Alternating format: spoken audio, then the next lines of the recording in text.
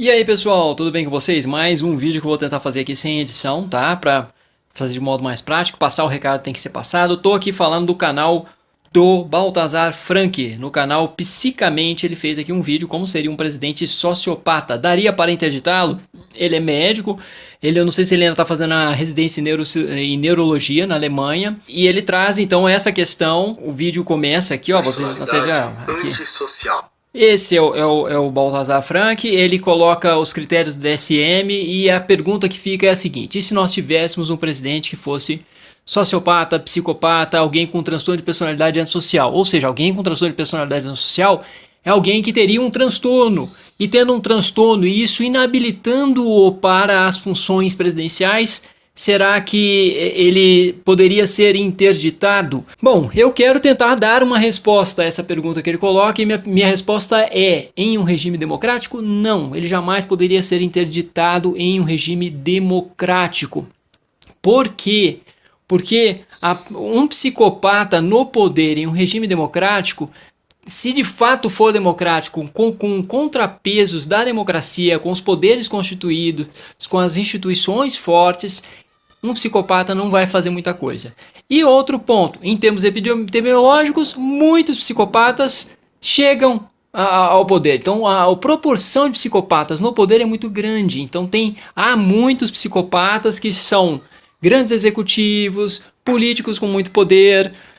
Então não creio que um psicopata possa fazer muita coisa, e não seria o primeiro na história. Não seria o primeiro presidente psicopata, não seria o primeiro a estar ocupando um cargo com tanto poder na história que tenha sido psicopata. Então, em uma democracia, isso de fato não teria que ser algo a ser temido. A democracia daria conta desse tipo de situação. Esse é o primeiro ponto. O segundo ponto, vamos supor que não seja um psicopata, tá? Vamos supor que, no caso, seja um esquizofrênico. Vale o mesmo argumento, também não teria tanto poder. Porque a gente não está falando de monarquia, gente. Veja bem, se fosse um monarca com o poder centrado nele e tudo, poderia fazer muito estrago sendo um esquizofrênico ou sendo um psicopata. Bom, voltando aí pessoal, estou colocando então ao fundo as cenas de um filme clássico sobre isso, que é as cenas do filme sobre a loucura de Rei George. Foi um filme que eu assisti há muito tempo, não lembro nem, faz mais de 20 anos que eu acho que eu assisti esse filme, mas ele está aí no fundo para eu ir falando da questão da loucura, da questão dos transtornos mentais. Imaginem um transtorno mental de um rei, que foi o caso retratado nesse filme. O que fazer, né? Será que o estrago seria maior? Será que sem os contrapesos, sem a moderação de poder que temos na democracia, como é que ficaria, no caso, a loucura, então, de um rei, de um monarca? Eu acho que não seria muito diferente você ter um psicopata, um tirano. Um tirano, o que é um tirano? Convenhamos, um tirano é um psicopata no poder. Isso ocorre muito durante toda a história e não poderia se fazer nada, porque se é uma tirania, o que você vai fazer? Também não tem nada para fazer. E se é um poder mais absolutista ou algo mais centrado e que não pode ser questionado, o que pode ser feito? Eu sugiro que você assista esse filme para você ver como é que o pessoal todo ficou louco com essa situação de um rei enlouquecendo, né? Mas assim, vamos voltar um pouco. Ok, um presidente que enlouqueceu, será que ele poderia ser interditado? Olha, em uma democracia, não, porque não é isso o que deve ocorrer numa democracia. O poder tem que ser razoavelmente bem dividido ao ponto de não se justificar uma interdição. Não faz sentido, isso tem que ser resolvido por vias democráticas, pela política e não pela imposição da autoridade médica, por exemplo.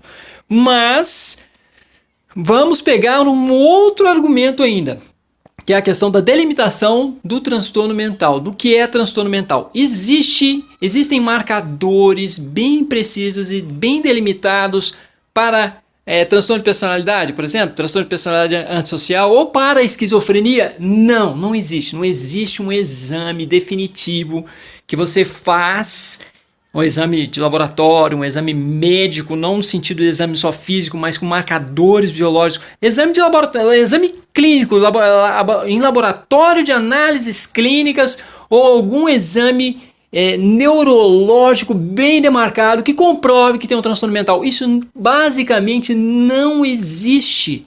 O dia que existir isso, quem sabe? Quem sabe aí nós teríamos que ter, então, talvez exames de admissão, né? De admissão para pessoas que poderiam estar com transtornos mentais desabilitantes e inabilitantes para o cargo para o qual o sujeito lá está se candidatando. Pode ser, porém, não vamos nos esquecer de um conceito importante, do conceito de abuso psiquiátrico.